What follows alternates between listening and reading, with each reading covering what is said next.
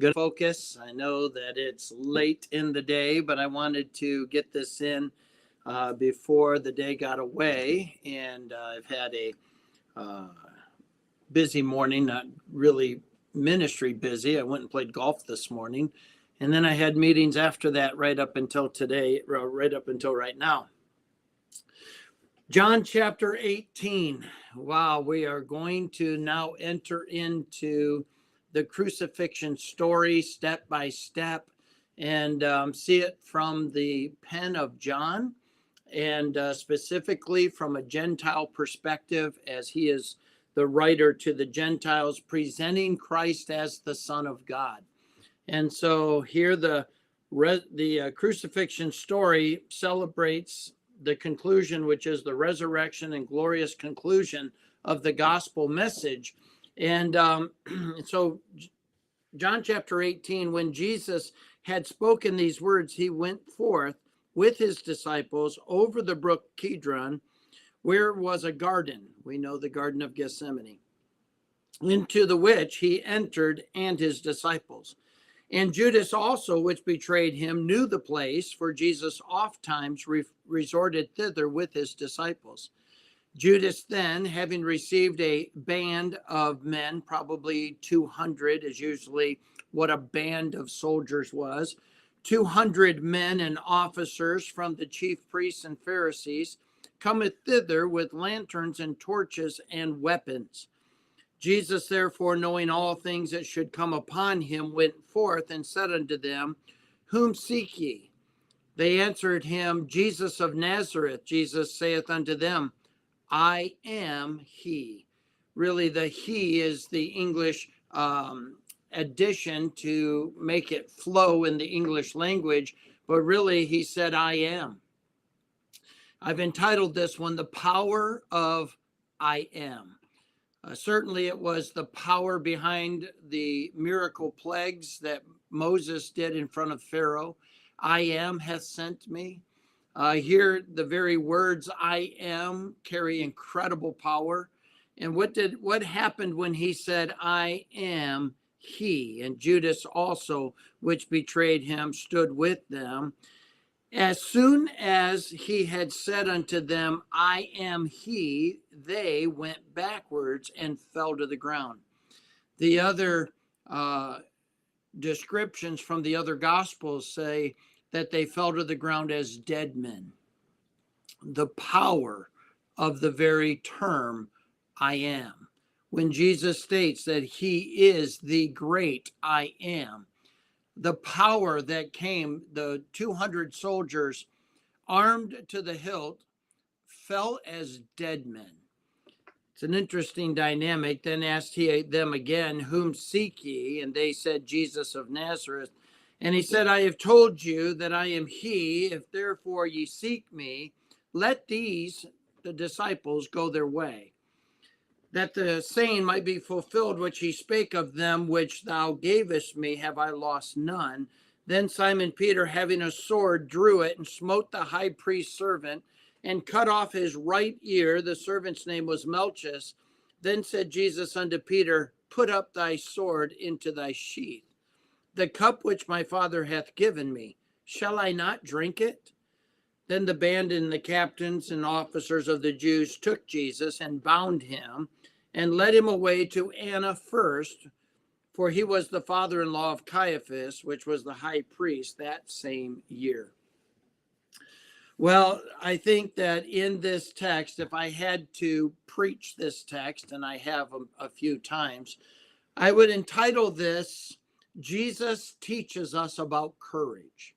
And the first 4 verses, he teaches us that we can take courage in God's plan. Jeremiah 29:11 says that God has plans for us. They're plans of good and not evil. They're things that he has planned with an expected end. There's a desired outcome.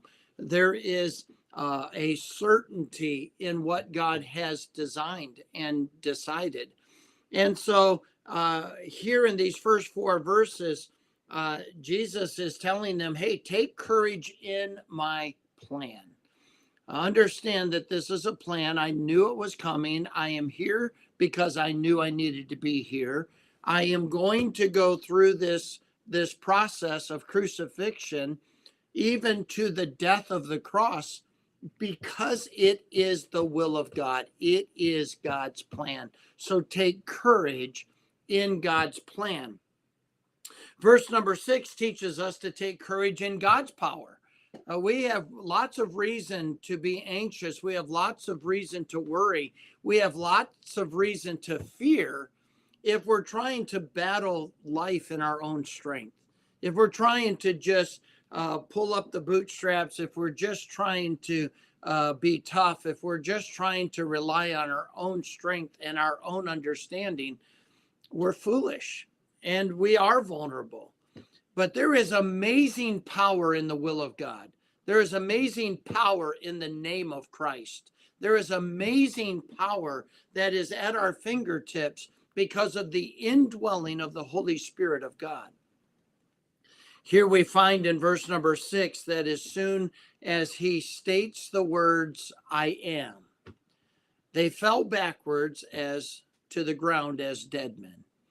And I think it was just Jesus's way of showing his disciples, listen, if at any point I was not willing to go through this, these people have no power. It doesn't matter how many there are.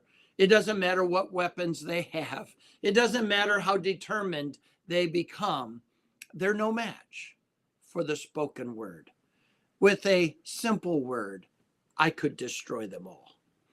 And so it was just a reminder, take courage in my plan. Take courage in my power. Understand that I lay down my life. What I'm doing of my own will. Nobody's killing me. Nobody's taking me hostage. Nobody is taking me by force. Quite frankly, they don't have enough power. They don't have enough strength. They don't have enough weapons to do that. I could destroy them with a simple word. And it was just a demonstration of God's power. And so then the last part is Christ teaches us to have courage in his protection. He says to them, listen, I am the one that you're after. Let these disciples go. Peter, he decides, you know what? I'm going to show them just how good I am with a sword. He pulls a sword and chops off the right ear of Malchus, the son of the high priest. And some say, wow, that's quite a accurate thing for a fisherman to wield a sword and be able to just shear off the right ear. Well, it probably isn't telling us the whole story. It's possible that Peter was going right straight down the middle of the head and just was that bad a shot. It doesn't tell us how skillful Peter was with a sword. It doesn't tell us anything other than Jesus said, put it away. Do you really think you want to stop my plan? Do you think that I need your help? Is really what he's saying. Put your sword away, Peter. There's a bigger calling. There's a bigger picture. Don't interfere with what God has planned. And don't think that God needs your power or strength or your sword. Put it away, Peter. What I'm going to go through is why I came. So, Peter, put it away. And I think in this idea of this entire story, Jesus is saying, listen, if you're finding your strength in your own intellect, if you're finding your security in your own ability to protect, if you're finding your security in your own ability to face opposition, well, then you probably have plenty of reason to fear. But I want you to take heart. I want you to have courage. I want you to have courage because I have a perfect plan always. I want you to take courage in my power. I have the strength to help you do the will of God, to show forth Christ in any and every circumstance. And I want you to be courageous in my protection. Understand that I have this all under control, and I don't need you interfering with it. I think as we go into our weekend, it's just a great reminder that we need God He doesn't really need us, but he's chosen to include us, to use us. But he doesn't need us, but we do need him. And when we have him, why do I fear what man can do unto me? Why do I fear the circumstances and trials of life? I can trust God's plan, his will. I can trust his power to carry me through. I can trust his protection, whatever degree. You say, but he allows some people to die, right? And if that's his will, wonderful. It's the wonderful plan. And when he limits his power to allow death to take place, he is right. And I can trust him in every situation because his plan is perfect. And so I can rest in him. This world is not my home. I'm just passing through.